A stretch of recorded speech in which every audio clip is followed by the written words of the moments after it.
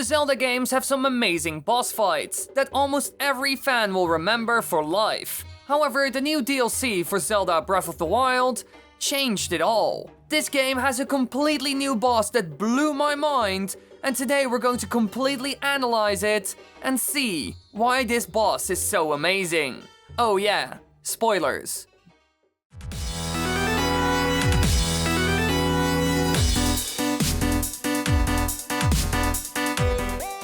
The new DLC introduced a lot of new mechanics, locations, and also one amazing boss, and we didn't expect this at all. Monk Maz Koshia, a Sheikah monk who appears in the Champions Ballad quest, and his goal is to test those who wish to undergo the Divine Beast's trial. He first speaks to Link inside the Shrine of Resurrection when you start the quest. He's the one who is behind it essentially. At the very end of the quest, you need to face him as a final challenge, which is really cool because we have never seen what a Sheikah monk is capable of. We have only seen these mysterious characters in the shrines and never really had any real or interesting interactions with them. The good thing about this is that Nintendo completely went with this idea and uses it to make the introduction to the boss epic and a bit cinematic. You first see a similar scenario to a normal shrine. He says some stuff you heard a million times before and kind of tricks you in a false sense of security. At that point, we don't really expect anything.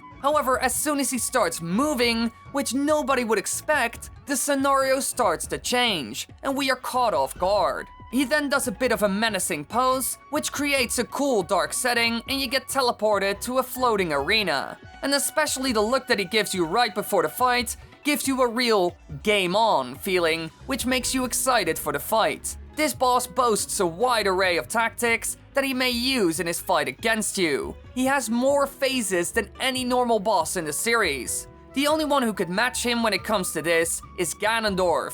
Besides that, all other bosses are a lot more limited. The beginning and overall pacing of the fight are constructed beautifully.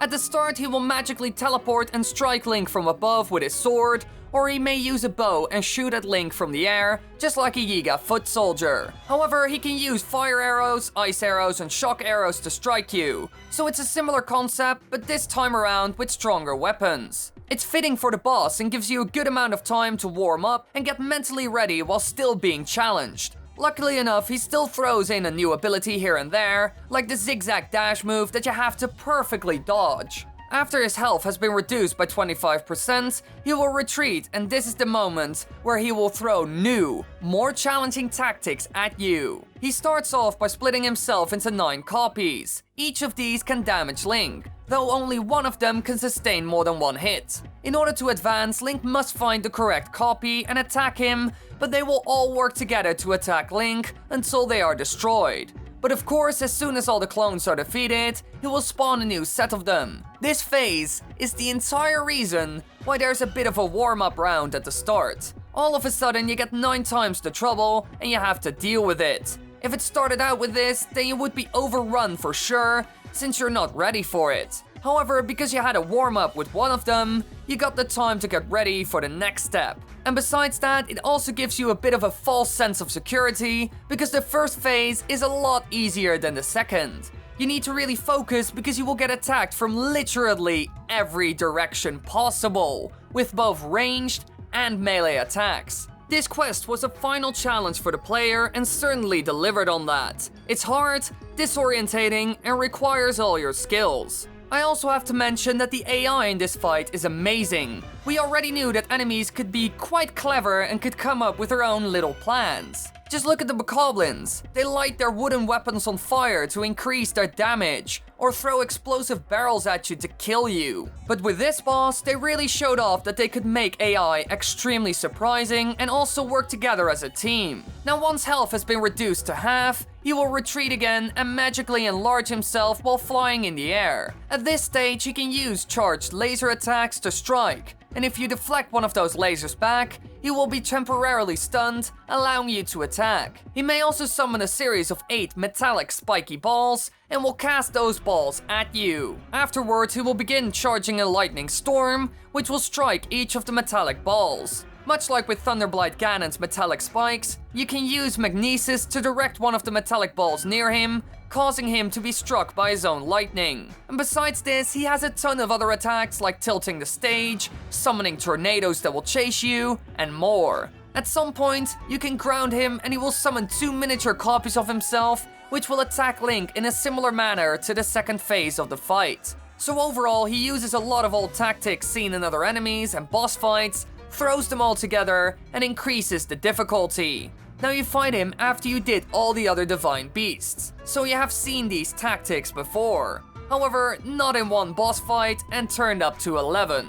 If you look at all of it, he takes inspiration from the Yiga, Guardians, Hinoxes, multiple Blight Ganon boss fights, and Master Kohga. All of this makes the boss fight sick. It's overwhelming, difficult, and amazing. Personally, I put this one high up on my list. Well, actually, I would say this is my new favorite boss fight in the entire series. And after you finally defeated him, you get one of the best rewards in the entire game, the Master Cycle 0. And he explains that it's a masterpiece of innovation that was intended for the one true hero. With his role served, he wishes Link well before returning him to the Great Plateau. Now this fight felt like a real final challenge at the end of the game. Don't get me wrong, the Calamity Ganon battle is also really good, but this one is way better. The first phase of the Ganon fight is cool and fun, but the second was a bit of a disappointment. However, this boss is an amazing collection of all the challenges you faced in Hyrule, but this time all working together with spice added. It uses a lot of the existing mechanics in the game, however, it makes it more dynamic and more interesting and starts to combine them. We have never really seen this in a game anywhere. We've only seen them separately, for example fighting a Guardian, fighting a Hinox. However, we have never seen this all together in one huge collection. Now, who this mysterious character is unknown. There isn't really any story to him whatsoever. So I think Nintendo didn't really want him to be important for the lore, which is kind of a bummer since he would have certainly helped make the story of the game more interesting. They could have easily used him to explain who the monks are, what they are doing, what the Sheikah tech is, what time period the game is set in. They could have answered so many questions with him. Nintendo, why? So while there is a fun quest attached, an amazing dungeon, and a great boss fight, there isn't any real story there, which has to be my only criticism. However, the DLC does offer a lot of character development for the champions. We didn't really know a whole lot about them, but now we finally feel like we know them, which is a good thing. In my opinion, this is the perfect final fight for the Breath of the Wild fans, the last piece of an amazing puzzle. Thanks for watching, everybody. I hope you enjoyed. Tell me in the comments what you thought about the DLC and the boss fight. In my opinion, it's really good so far. I really like it. However, I would have wanted a little bit more of like overall story development, like about the world and what happened and the Sheikah and stuff like that. However, the stuff they did with the champions, that character development was great.